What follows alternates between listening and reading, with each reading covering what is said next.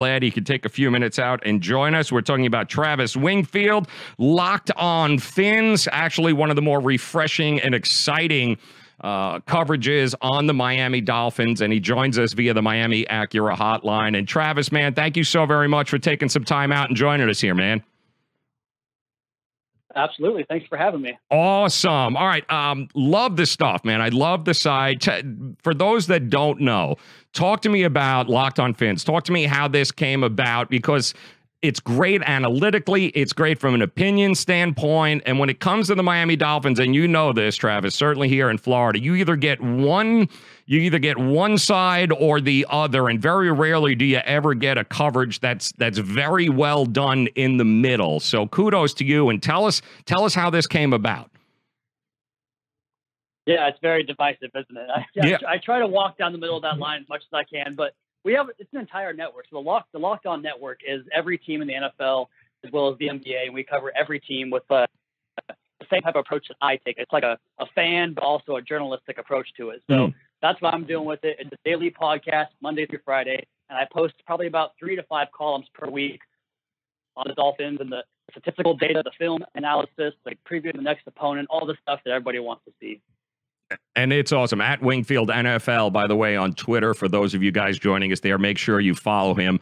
Awesome stuff. The game yesterday, and, you know, I opened up the show today talking about Miami. You've got two groups of fan bases here. You've got the Ryan Tannehill will never be good enough group, even though that you're 2-0. He'll never be good enough. And then you've got the overboard guys, that 2-0, and forget about it. Here we come, Tom Brady, and, you know, we're never going to lose a game this year. And it's amazing to me, Travis, how that's kind of what we've got battling right now with Miami Dolphin fans. That's just football in general, isn't it? I mean, everybody you either got to have Aaron Rodgers or you got to draft the next guy, because everybody thinks the franchise elite generational type quarterbacks grow on trees, and they don't. And Ryan Tannehill is not that. He's just a good football player that you can definitely build a winning team around. He won't make too many decisions or mistakes that put you behind the 8 ball. He will occasionally go out of his way to make a play above and beyond his skill set that puts you in a position to win a game that maybe you otherwise wouldn't have. So he's right in that. For me, he's in the back end of that second tier, like around the Matt Staffords, you know, maybe the Jimmy Garoppolos now. He's not a great one, but he's definitely good enough to win with. Yeah, and be careful what you wish for. I've been saying this for years. I mean, in the NFL, we see what franchises look like without a Ryan Tannehill. And like you said, not saying he's Aaron Rodgers, but be very careful what you wish for, because it could definitely be worse. Travis Wingfield joining us, covers the Miami Dolphins. He's an analyst, podcast host. He's the lead writer and page manager for Locked On Dolphins at Locked On Fins. Make sure you check him out. Before we get into the Dolphins and the nitty-gritty of what you saw yesterday, as a Jet fan, what was your impression of Sam Darnold? Because to me, I never expected the Jets to win this game, not with a rookie quarterback and not with the front of the Miami Dolphins. But what was your impression of Sam Darnold moving to the future? Not to say I told you so or anything, but it's just one of these things where you gotta pump the brakes on all these early anointing oil people like to bust out. You're going to have bumps and bruises with a rookie quarterback. It's just the nature of the game. It's a very tough position to play in the toughest league in the world. And, you know, he had the big ups on Monday night, and then you come back down and have some valleys now and then. And that's what happened. And the Dolphins defense, like you mentioned, they're playing really well right now. So they did a good job of disrupting the timing of his routes. That Xavier Howard interception was all about the cornerback cutting off the receiver, making a play. So I wouldn't put that on Darnold. He did have the one mistake to T.J. McDonald, the interception early in the first quarter there, that was just a bad read. But like I said, you're going to take those lumps. I mean, that's who he was at USC. He was a guy that had the really, really, really high peaks and some bad low valleys. And you got to have to take the good with the bad there. So I think he's growing into a good quarterback. He'll be fine. We're going to worry about him for a long time as Dolphins fans, but it's just going to take some time. Yes, but you know, if there's any solace here, Jet fans, he's not Mark Sanchez. Okay, I think we can all agree on that and be happy with that. Travis, talk to me offense. There were some questions. Losing your guard out over the week, and the offensive line. Would they be good enough? What was your impression of the Dolphins' offense there? Running backs, wide receivers, offensive line. How do you think they did yesterday? it's pretty crazy the impact one player can have on an offense. I think we saw that with left guard Josh Sitton missing that game and the rest of the season, because you go back to the preseason and week 1, Ryan Tannehill, Adam Gase said that he could have peeled an orange behind that offensive line, and that was the case through those preseason games and that week 1 game. He was undisturbed throughout the course of the summer so far. You get to week 2, you play a Jets team that Todd Bowles is known for blitzing. They always create these problems on the Dolphins quarterback, whether it's Tannehill, Matt Moore, Jay Cutler. And we saw that yesterday.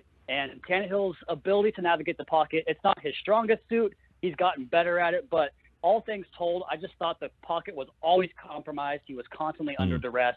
And the receivers couldn't really uncover on the outside as well as you'd like them to. And I think that probably contributed to Adam Gase going with more of a conservative play calling in the second half, and the Dolphins obviously bogged down completely. So it's a concern going forward. Ted Larson played really poorly at left guard. They have to get that fixed.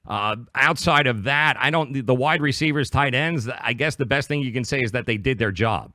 Right, and they actually used Mike Gesicki in a lot of blocking situations yesterday, and I don't think he even had one pass target, which is pretty strange because we all thought he was going to come into the year and be the super rebounder type of basketball, that new age Antonio Gates or whatever type of tight end you want to call it. And he just hasn't been involved in that way at all. Obviously, A.J. Derby had a touchdown pass, but they've been really using those guys on the outside in both split zone and the wham blocks and doing things in the running game. But like you mentioned, the receivers, those guys are all unique in their skill sets, and they all offer so much speed. But you run into that problem where if they can't uncover early and they get pressed the line of scrimmage and can't get off the line of scrimmage, it's going to cause a lot of problems for the Dolphins offense.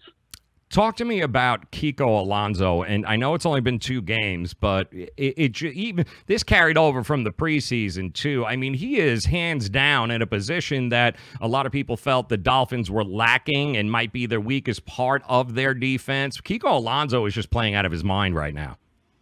He is playing well. I think a lot of it has to do with coaching and the team they put him in. So last year, without Raekwon McMillan, he had to kick back inside and play that middle linebacker role. He's expected to get downhill and knock off a guard, blow up someone's head, and disengage a block and make a tackle, and that's just not who he is. He's not a very big guy. He's not the strongest guy, so he's not going to go in there and be a slobber knocker between the A-gaps. But he can get himself into space and be a playmaker, like you mentioned, 2 forced fumbles, an interception already. And he's really good when he can play off that backside of the formation and just free flow to the football. But where he really struggles is those third and long situations, and the Dolphins refuse to get him off the field and go with a dime defense and bring another defensive back onto the field. And that's where he really struggles, is dropping deep into coverage, and he gets beat almost every time in those situations. Yeah, well, I didn't say it was great, but he is actually a step above of what I think people were expecting from the linebacking crew this year. Absolutely. I'd rather have him on the field than not have him on the field, that is for sure. Travis Wingfield joining us. Make sure you check him out at Wingfield NFL on Twitter, at Locked On Fins. Some amazing coverage on the Miami Dolphins. And on your Twitter today, I thought you were I thought this was very well played. You had made the comment about the Dolphins having all of this strip talent in the offseason, right? No Jarvis Landry, no Jay Ajayi, no Mike Pouncey. Oh, my word. What were the Dolphins going to do? And, yeah, I don't hear anybody talking about that anymore. It's pretty funny. It's kind of one of those damned if you do, damned if you don't, because at first it was they don't have any talent, this quarterback's not good enough to elevate the play, and now I'm hearing that the quarterback's being carried by the rest of the team around him. So I don't really know where you go with that, but I think they just finally have, and he talked about it all offseason, that being Adam Gase, that he wants the right 53, not necessarily the best 53. And these guys, there's a different feeling around the team than what it was last year. We used to see Jarvis Landry snapping his chin strap off of his helmet in frustration, throwing his helmet on the sideline. Jay Ajayi complaining when they scored a go-ahead touchdown because he wasn't on the field. There's none of that with this team. It's all about the betterment of the team, and I think that really has a big impact, a much bigger impact than a lot of fans give credit for. Biggest surprise thus far to you, Travis, through 2 games with this team? It's definitely the back end of the defense. And I expected them to play well and do, some things they've been doing, but 5 turnovers in 2 games is pretty ridiculous.